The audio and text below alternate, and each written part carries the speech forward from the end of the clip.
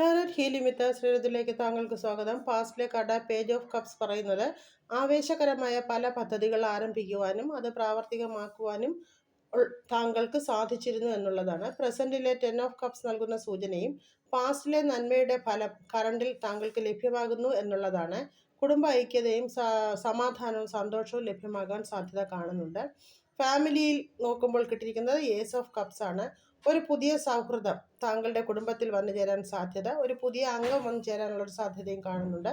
സമാധാനപരമായ സ്നേഹത്തോടെയുള്ള ഒരു അന്തരീക്ഷം സംജാതമായേക്കും.